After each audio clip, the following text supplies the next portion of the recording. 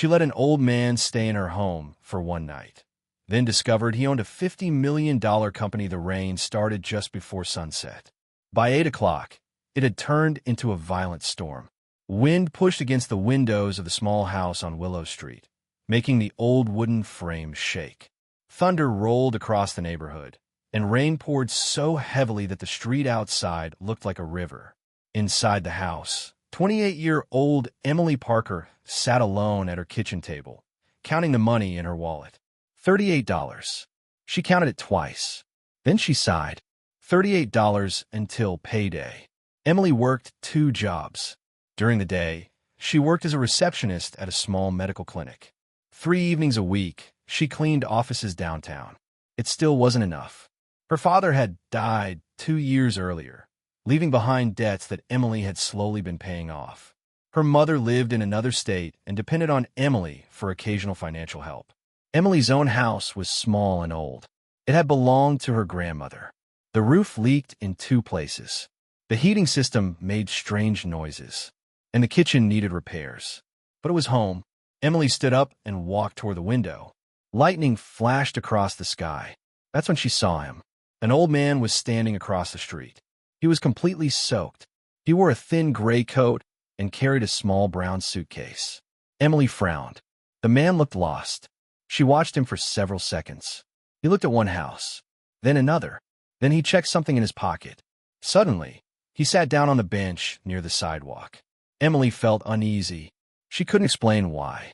She had seen homeless people before, but something about this man was different. He wasn't asking anyone for money. He wasn't holding a sign. He simply looked exhausted. Emily returned to the kitchen. She tried to ignore him. She made tea. She washed the dishes. She checked her phone. But every few minutes, she looked through the window. The old man was still there. Finally, Emily grabbed an umbrella. She put on her coat and walked outside. "Excuse me." The old man looked up. His face was tired. "Are you okay?" "Yes," he said quickly.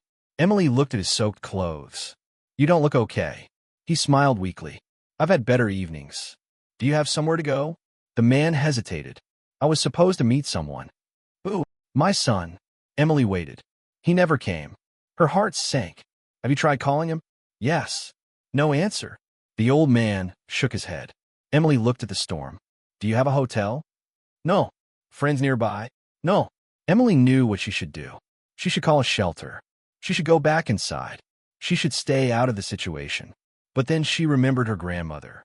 Her grandmother had always said, "If you can give someone a safe place for one night, give it. Tomorrow can take care of itself." Emily looked at the old man. "You can stay at my house tonight." The man stared at her. "What? You heard me. I couldn't possibly. You'll freeze out here. I don't want to cause trouble." "You won't." He looked uncomfortable. "Are you sure?" Emily nodded. "It's only one night." The old man slowly stood. "Thank you." Emily smiled. "Come on." Inside the house, Emily gave the man a towel and an old sweater that had belonged to her father. "You can change in the bathroom." The man held the sweater carefully. "This was your father's?" "Yes." "I shouldn't take it. You're borrowing it." He smiled. "Thank you." A few minutes later, he came out wearing the sweater. Emily placed a bowl of hot soup on the table. "Eat." The man stared at the bowl. "You don't have to do this." "I know." She sat across from him.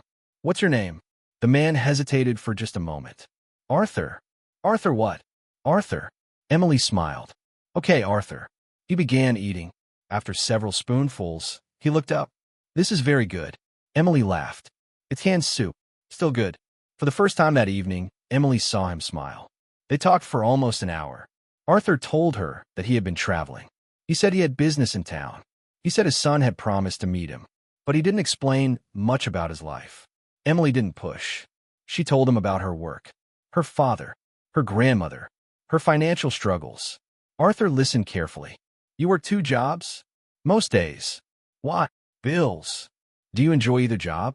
Emily laughed. "I enjoy having money to pay the bills." Arthur smiled. "That wasn't my question." Emily thought about it. "I like helping people at the clinic." "And the cleaning job?" "I hate it." Arthur laughed. "Fair enough." Emily smiled. "Maybe one day I'll do something different." "What would you do?" She looked toward the window. "I'd open a little bakery." "A bakery?" My grandmother taught me how to bake. What kind? Everything. Arthur smiled. That's ambitious. So, is owning a company? Emily looked at him. What company? Arthur's smile disappeared for a second. Then he said, I used to work for a company. You don't anymore? No. Emily noticed the sadness in his voice. She didn't ask further. Later that night, Emily prepared the guest room. It wasn't much. A small bed, an old lamp, a bookshelf. She placed extra blankets on the bed. Make yourself comfortable. Arthur stood in the doorway. I don't know how to thank you. You don't have to. Edo. Emily smiled. Just get some sleep. Arthur nodded. Good night, Emily. Good night. Emily walked back to her room. She closed the door. Then she noticed something strange. Arthur's suitcase had a small gold emblem on it. It looked expensive. She wondered about it for a moment. Then she dismissed the thought. She had enough problems of her own. At 2:14 a.m., Emily woke up. She heard voices downstairs. She quietly opened her bedroom door.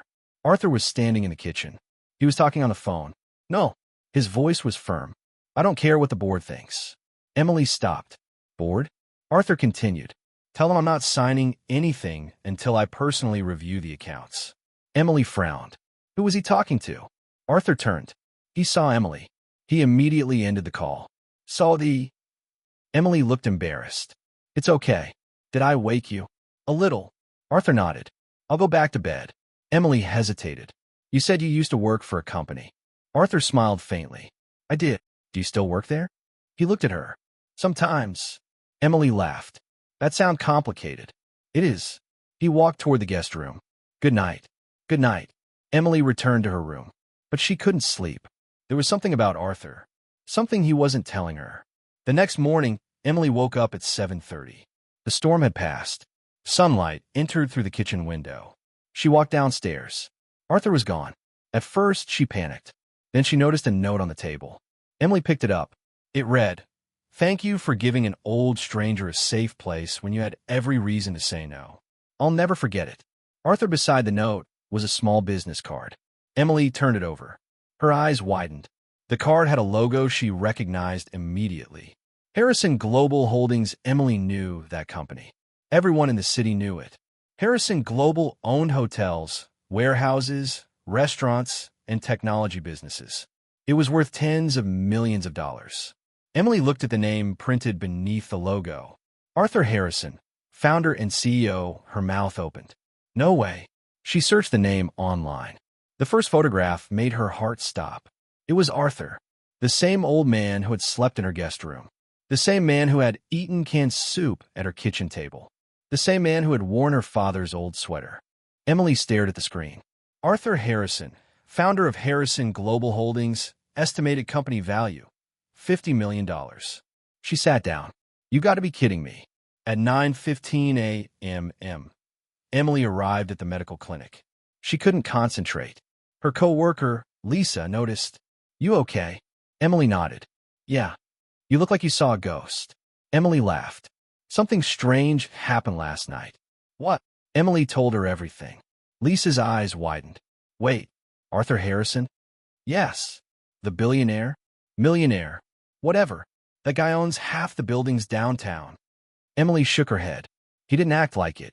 Lisa stared at her. So you let a millionaire sleep in your house? I didn't know. And you gave him your father's sweater? Yes. Lisa laughed. This sounds like a movie. Emily smiled. I know. Then her phone rang. Unknown number. She answered. Hello. Is this Emily Parker? Yes. This is Daniel from Harrison Global Holdings. Emily froze. Yes. Mr. Harrison would like to meet with you. Emily's heart started beating faster. What? He didn't explain. When? Today. At noon, Emily arrived at the Harrison Global headquarters. She stood outside the massive glass building. It was 30 stories tall. She looked at the security desk. I'm here to see Mr. Harrison. The receptionist checked her name, then immediately smiled. Mr. Harrison is expecting you. Emily entered the elevator. When she reached the top floor, an assistant greeted her. Emily, yes. Please come in. The office was enormous. Glass walls overlooked the city. Paintings covered the walls. A large wooden desk sat near the window. and behind it was Arthur. But this time, he wasn't wearing an old coat. He was wearing a perfectly tailored navy suit. He stood when Emily entered. "Emily." She smiled nervously. "Mr. Harrison." He laughed. "Please, Arthur." She sat down. "I had no idea who you were." "That was the point. Why didn't you tell me?" Arthur looked toward the window. "Because I wanted to know if someone would help me without knowing what I owned." Emily nodded. "Did you test other people?" Arthur's expression became serious. "I've met many people who treated me differently when they discover my wealth." He looked back at her. "You didn't." Emily smiled. "I didn't help you because you were rich." "I know. You looked like you needed help." Arthur nodded. "That's exactly why I called you here." Emily waited. Arthur opened a folder. Inside was a business proposal. Emily looked at it. "What is this?" "I remember what you told me." "What?" "About your bakery." Emily's eyes widened. "You remembered that?" "Of course." Arthur slid the folder toward her. "I want to help you open one." Emily immediately shook her head. "No." Arthur smiled. "You haven't read it. I can't accept money from you. It's not a gift." Emily looked confused. "What is it?" "A partnership." Arthur explained that Harrison Global owned several commercial properties. One of their empty storefronts was located in a busy neighborhood. He wanted Emily to open her bakery there. The company would provide the location and initial equipment. Emily would run the bakery. But there was one condition. "What condition?" Arthur leaned forward. "Every week, your bakery would provide free meals to families who can't afford them." Emily stared at him. She thought about her grandmother. She thought about the soup she had served Arthur. She thought about the old woman who had once helped her family when they were struggling. Her eyes filled with tears. "You really want me to do this?" "Yes." "Why?" Arthur smiled. "Because I don't need another business." He paused. "I need more people like you." Emily looked down. "I don't know if I can." Arthur smiled. "You already did." 6 months later, Emily's Table Bakery opened. The sign above the door was simple. Underneath the name was a small phrase: "Everyone deserves a seat." The bakery became popular almost immediately. People loved Emily's cinnamon rolls. Her grandmother's apple pie recipe became famous. Her fresh bread sold out every morning. But the most important part was the community program. Every Friday, Emily prepared free meals for struggling families. Sometimes 20 people came, sometimes 50. No questions were asked. No one had to prove they were poor. If someone needed food, they received it. Arthur visited often. He never arrived with bodyguards. He usually sat in the corner with a cup of coffee. One afternoon, Emily joined him. "You know something?" "What?" "I never thanked you." Arthur smiled. "For what?" "For changing my life." Arthur shook his head. "You changed mine first." Emily laughed. "I only gave you a bed for one night, and I had forgotten what kindness looked like." Arthur looked around the bakery. "You reminded me." A year after opening, Emily's Table had become a successful business. But Emily still lived in the same small house. She could afford a larger home now. She could buy a new car. She could stop working 2 jobs. But she kept her old house. She kept her grandmother's kitchen table. And she kept the sweater Arthur had worn that rainy night. One evening, she found him standing in the kitchen. He looked at the sweater hanging on a chair. "You kept it." Emily smiled. "Of course." Arthur touched the fabric. "Your father would have been proud." Emily nodded. "I think so too." They stood quietly. Then Arthur said, "Do you remember what you told me that night?" "What?" "You said, 'It's only one night.'" Emily laughed. "I remember." Arthur smiled. That one night changed everything. Years later, Emily became one of the most respected small business owners in the city. She opened 3 more bakeries. Each one had a community meal program. She also created a foundation that helped young entrepreneurs start businesses. Arthur remained involved, but he never took credit. Whenever someone asked why he had invested so much in Emily, he gave the same answer: "Because she helped me before she knew I could help her." One day, a young reporter asked Emily, "What's the most important lesson you've learned?" Emily thought for a moment. Then she smiled. "Never judge someone's worth by what they have." The reporter nodded. "Why?" "Because the old man standing in front of you might own a company worth $50 million. She laughed. "But that's not the real lesson." "What is?" Emily looked toward the bakery. "The real lesson is that you shouldn't be kind because someone might reward you." She paused. "Be kind because someone needs it." Many years after that stormy night, Emily still remembered the moment she saw Arthur sitting alone on the bench. She had only $38. She was exhausted. She was struggling. She had every reason to ignore him, but she didn't. She opened her door. She gave him a warm meal. She gave him a bed. She gave him her father's sweater. She asked for nothing, and she never expected anything in return. That was what made her kindness real. The $50 million company came later. The bakery came later. The success came later. But the most important decision happened on a rainy night when Emily had almost nothing. She chose to help. And sometimes, the smallest act of kindness can create a chain of events that changes two lives forever. Arthur thought he had lost his way.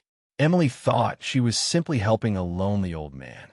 Neither of them knew that one night would become the beginning of a lifelong friendship. And whenever someone asked Arthur what the best investment of his life had been, he never mentioned a company, a building, or a stock. He always gave the same answer: a young woman who opened her door when she had every reason to keep it closed. And whenever Emily was asked what changed her life, she smiled. An old man came to my door during a storm. What did he give you? Emily would laugh softly. Nothing. Then she'd pause. And somehow, he gave me everything. Because sometimes kindness doesn't knock loudly. Sometimes it arrives soaking wet, carrying an old suitcase, asking only for one safe night. And sometimes, the person you choose to help is carrying a secret that can change your life forever.